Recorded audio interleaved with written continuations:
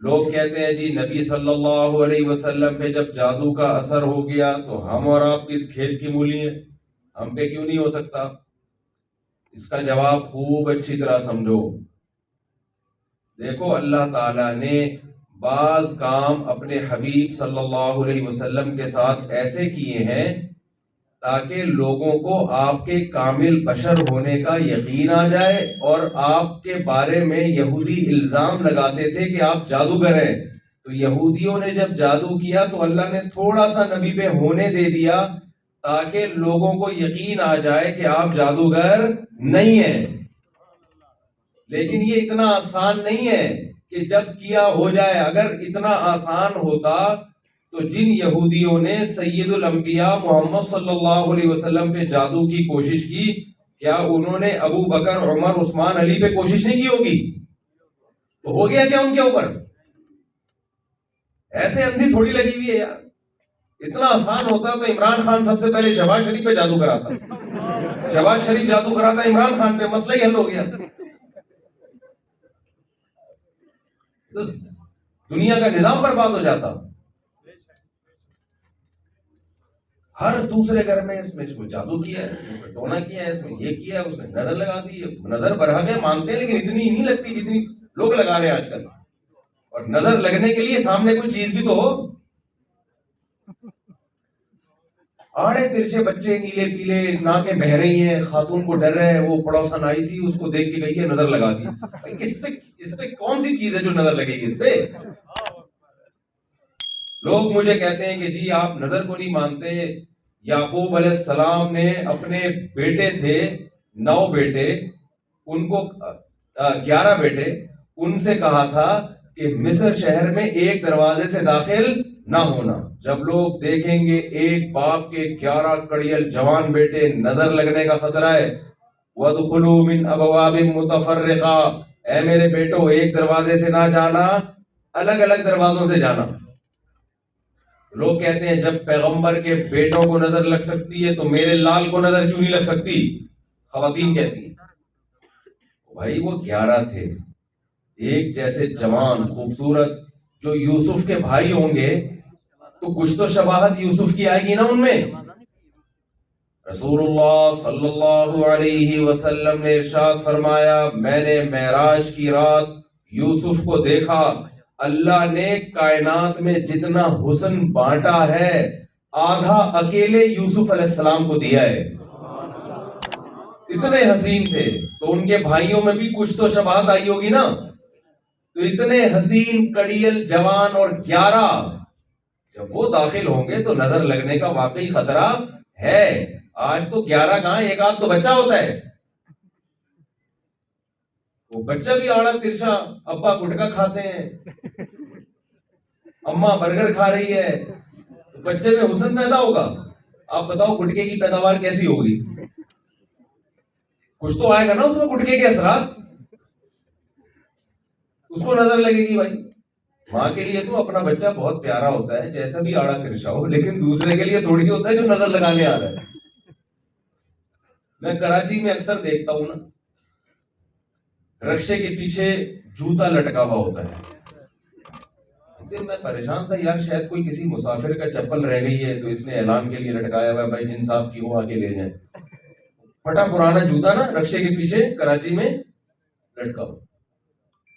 ایک دن میں نے پوچھا بھائی یہ کیوں لٹکا ہوا؟ کہہ رہے نظر نہ لگ جائے۔ میں نے کہا بھائی ٹرک کو نظر لگی تھی تو رکشا بنا تھا وہ، صحیح ہے نا، اس کو بیچارے کو کیا نظر لگے گی؟ تو یہ توہم پرستی ہے، وہم ہے۔ جو قوم توہم پرستی میں مبتلا ہو جائے، اس کی علامت اس کا اللہ پر اعتماد اور توکل ختم ہو گیا ہے۔ کیا ترقی کرے گی وہ قوم؟ یہ جو ہے نا فلانے نے یہ کر دیا تو فلانے نے جادو کر دیا تو ڈمکانے نے یہ کر دیا تو اس نے جادو بھیج دیا تو اس نے جن بھیج دیا تو اس نے یوں کر دیا، یہ باتوں میں اپنا وقت ضائع مت کرو۔ کرنے کا کام کیا ہے؟ کرنے کا کام جو میں بھی آپ سے عرض کر رہا ہوں، آپ چاہتے ہو آپ کے گھر میں خیر اور برکتیں آئیں، آپ کے گھر، آپ کے دل میں اللہ سکون اور اطمینان دے، آپ کو دنیاوی اور اخروی برکتیں عطا کرے، تو اس کا نسخہ اللہ نے پیغمبروں کو دیا ہے۔ نوح علیہ السلام نے اپنی قوم کو سمجھایا، یا قوم استغفروا ربکم انہ کان غفارا، اے میری قوم اپنے رب سے توبہ استغفار کرو، گناہوں کو چھوڑو، میرا رب معاف کرنے والا ہے، ماضی کے سارے گناہوں کو معاف کر دے گا۔ اور شعیب علیہ السلام نے اپنی قوم سے سب کو سمجھایا کہ اے میری قوم گناہوں سے توبہ کرو۔ وہ گناہ کیا ہے؟ تم ناپ تول میں کمی کرتے ہو، کرپشن کرتے ہو، کرپشن کو چھوڑ دو۔ لوط علیہ السلام نے اپنی قوم کو سمجھایا تم گناہوں کو چھوڑو۔ انہوں نے کہا کون سا گناہ چھوڑے؟ لوط علیہ السلام نے کہا لڑکوں سے جو بدفعلی کرتے ہو اس عمل کو چھوڑ دو۔ انہا اولائی بناتی، میری قوم کی بیٹیاں ہیں، ہن اطہر لکم، ان سے نکاح کرو، شادی کرو، اللہ تمہیں نیک صالح اولاد دے گا، یہ پاکیزہ زندگی گزرے گی تمہاری۔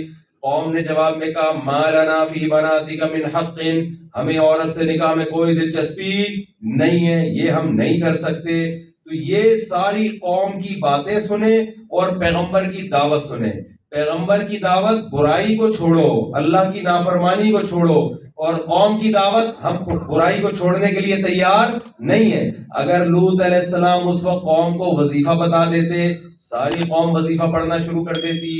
لوط علیہ السلام اگر لوگوں کو یہ کہتے کہ لڑکوں سے بدفعلی کو چھوڑنے کی ضرورت نہیں ہے، برکت کے لیے میں تمہیں ایک دعا بتا کے جا رہا ہوں، صبح و شام یہ دعا برکت کے لیے پڑھ لیا کرو، یہ قرآن خوانی کر لیا کرو، صبح اتنی دفعہ، شام اتنی دفعہ، آخر 11 دفعہ درود شریف، اس سے تمہارے گھر میں برکتیں نازل ہوں گی اور رزق کی فراوانی ہوگی۔ ساری قوم بڑے آرام سے آمادہ ہو جاتی اس کام کے لیے۔ لیکن لوط علیہ السلام نے فرمایا جب تک سوسائٹی میں، معاشرے میں نکاح کو پروموٹ نہیں کرو گے، ترقی نہیں دو گے اور اس غلط جرم سے توبہ نہیں کرو گے، برکت کا تصور دماغ سے نکال دو۔ شعیب علیہ السلام نے اپنی قوم کو سمجھایا۔ شعیب علیہ السلام یہ بھی کہہ سکتے تھے کہ دیکھو میں نماز پڑھتا ہوں، میں تمہیں ایک وظیفہ دے رہا ہوں، صبح و شام سب ایک دوسرے پہ پھونکے لگا کے وہ وظیفہ پڑھ کے پھونکے لگا دیا کرو اور خود بھی وہ وظیفہ پڑھا کرو، اس سے اللہ تمہیں برکت دے گا۔ لیکن نہ نہ نہ نہ، شعیب علیہ السلام نے کیا فرمایا؟ جس برائی میں تم مبتلا ہو، جب تک اس برائی کو چھوڑو گے نہیں، توبہ نہیں کرو گے، رب راضی بھی نہیں ہوگا اور رب تمہیں زندگی کی برکتیں بھی نہیں دے گا۔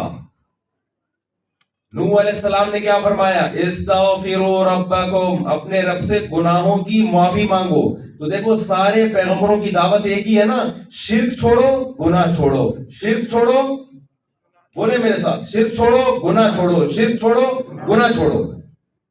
جب تک ہم شرک نہیں چھوڑیں گے، گناہ نہیں چھوڑیں گے، ہماری زندگیوں میں برکت پیدا نہیں ہوگی۔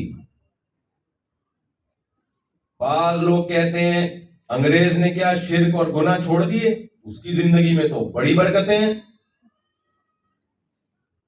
لوگ کہتے ہیں کہ نہیں کہتے؟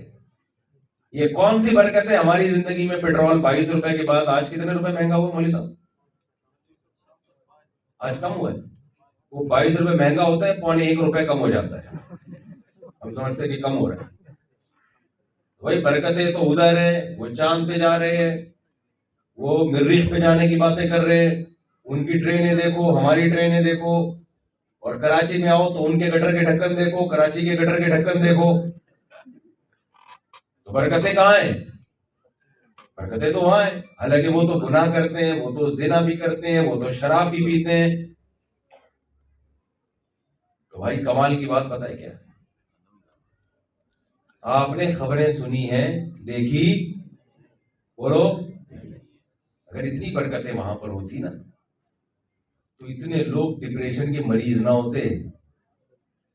تھوڑے دنوں کے لیے یہ والی ٹینشن آپ انگریزوں کو، ترقی یافتہ ملکوں کو دے دو جو ہمارے پاس ٹینشن ہے، تو جتنی آبادی زندہ ہے نا وہ بھی خودکشی کر کے مر جائے گی۔ اگر برکتیں ہوتی، ان کی زندگی میں سکون ہوتا، تو ڈپریشن کے مریض وہاں زیادہ ہوتے یا یہاں زیادہ ہوتے؟ یہاں زیادہ ہوتے، اگر یہاں زندگیوں میں سکون نہ ہوتا۔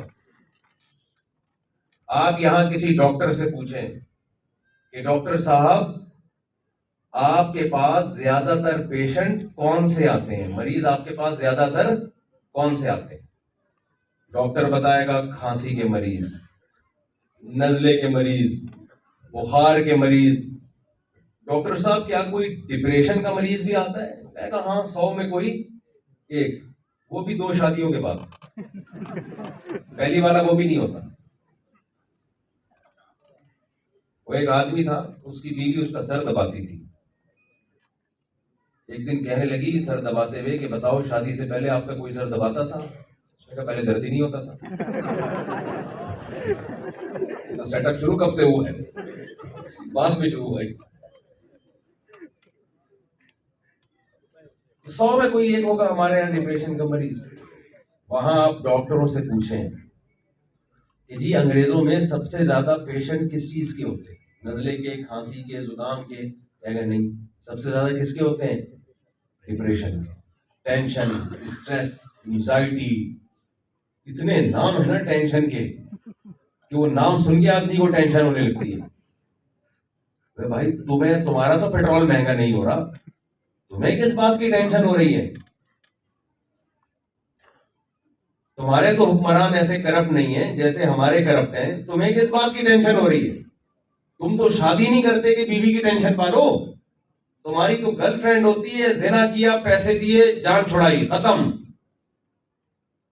جب چاہو تم نشہ کرتے ہو، جب چاہو اپنی لائف کو انجوائے کرتے ہو. ٹرینوں کا نظام دیکھو، جہازوں کا نظام دیکھو. کوئی ایسا نہیں ہے کہ ٹریفک میں پھنسے ہوئے لیٹ ہو گئے. ایسا بھی نہیں ہے کہ مرا نہیں ہے اور دفنا دیا سکتے کی وجہ سے، بعد میں پتا چلا کہ یہ سکتا تھا، مرا تھوڑی تھا. یہ ہمارے ایک جاننے والے کی ساس کا انتقال ہوا، وہ مری نہیں، سکتے میں تھی، ڈاکٹر سمجھے مر گئے. ایمبولینس میں آ رہی ہیں، تمبو ومبو لگا ہوا ہے گھر کے باہر. ایک اللہ کا بڑا فضل ہے کراچی میں کھڈے بہت ہیں، تو کھڈے میں ایمبولینس آئی، وہ اٹھ کے بیٹھ گئی ساس. وہ ان کا داماد مجھے بتا رہے میری ساس زندہ ہو گئی. پتہ نہیں غم میں بتا رہے خوشی میں بتا رہے، تو اللہ ہی جانے ان کے آپس کے کیسے تعلقات تھے. تو کیسا بہترین وہاں نظام ہے. بھائی تمہیں کس بات کی ڈپریشن ہے؟ یہ وہ ٹینشن ہے، وہ ڈپریشن ہے جس کا قرآن مجید ذکر کرتا ہے. من اعرض عن ذکری، جو میری یاد سے اعراض کرے گا، فإن له معیشة ضنکا، جو میرے احکام سے منہ موڑے گا میں اس کو تنگ زندگی دوں گا. ایسی زندگی دوں گا جیسے جیل کی کوٹری، زمین اپنی وسعتوں کے باوجود اس پر تنگ کر دوں گا. خوب اچھی طرح سمجھ لو، کوئی شخص اللہ کی نافرمانی کرتا ہے، گناہ کرتا ہے اور سکون کی زندگی میں آ جائے، یہ ممکن نہیں ہے. وہ دیکھنے میں لگے گا کہ خوش عیشی والی زندگی ہے، حقیقت میں وہ سکون والی زندگی میں نہیں ہو سکتا.